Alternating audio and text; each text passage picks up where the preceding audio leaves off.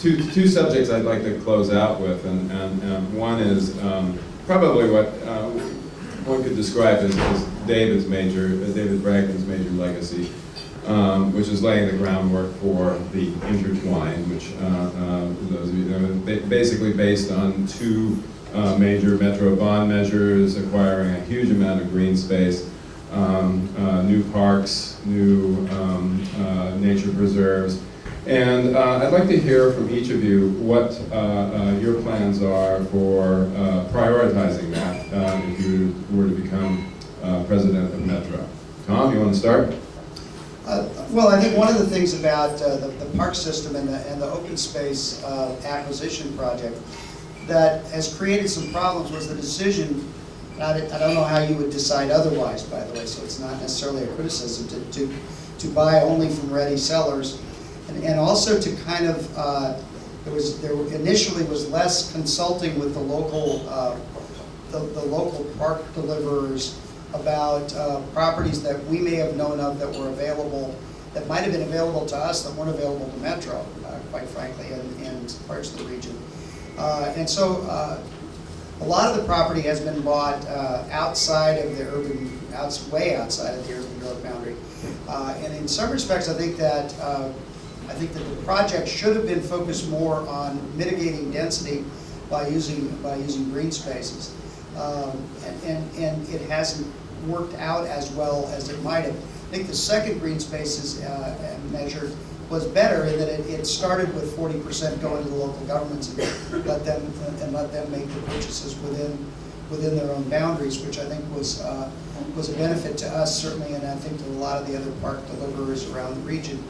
I think we need to be very careful about how we spend the dollars, and I think we need to be very careful that we keep in mind that at least a part of the goal, you know, when we went to drain the swamp, part of the goal was that we wanted to provide some sort of mitigation if we were going to create density.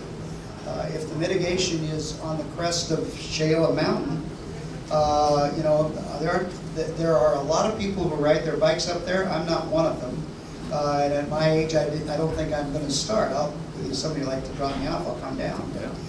But so I mean, I don't know that those are as accessible as we'd like to see them. And I think that we need more accessible, more closer to the center, and more focused on that.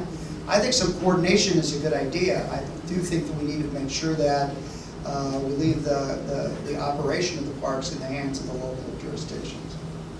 Bob? There is passionate support, both for the point of view that Tom enunciated, that we need to bring these acquisitions closer into where we live so that they can serve the recreational and open space and urban relief objectives and needs of urban residents. And very vocal and very articulate spokespeople for the idea that we should be using those resources to the maximum extent possible to protect real heritage opportunities, intact ecosystems, wherever we find them, even at considerable distance from the urban area. Both of those arguments have merit, and the acquisition program, I think, represents an uncomfortable compromise between disparate objectives. Then there's Jim Zarin, who believes we should be spending a big chunk of it on plazas, you know, hardscapes, where we, you know, spend time as urban residents. And that's not a bad idea either.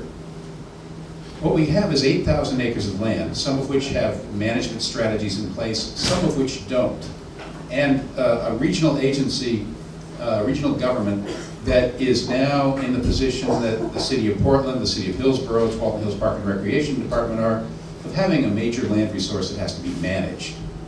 And a growing resource because the total bond authorization hasn't been spent yet.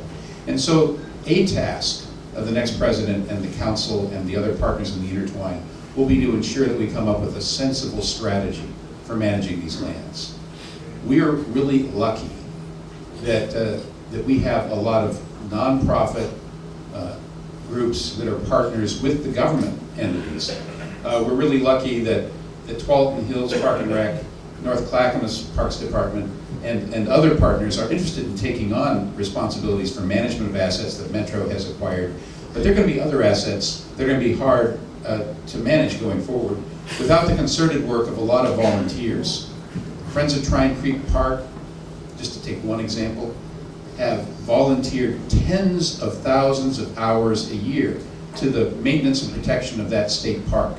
And having those kinds of relationships with nonprofit organizations and friends groups going forward is going to be essential to making the investments that have already been made protected and restored and managed in ways that can be sustained over time.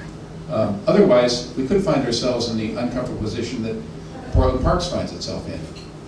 Competing with police and fire and the general fund of the city of Portland, there always seems to be somebody else to spend that money on besides maintenance and restoration of the heritage resources of the city of Portland. I don't want Metro to fall behind the curve in terms of land management as these lands are acquired. We're going to need all the help we can muster from public and private partners going forward to manage these superb resources inside the urban area and beyond. Rex?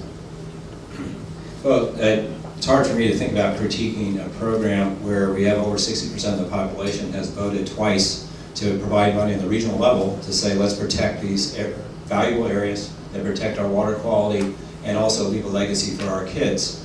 If you look back in history, Forest Park was outside the urban area when it was deeded to the city of Portland for a park. And I don't think any of us will say, gosh, I wish we didn't have that Forest Park to deal with. You know, but it is a responsibility. And the intertwine actually has 5 different pieces to it, which we have only talked about one, which is acquisition and maintenance of those lands. The other parts are looking at conservation and education. How do we engage people? This is an effort I'm leading. Stacey Triplett, raise your hand, who is our staff person working on that.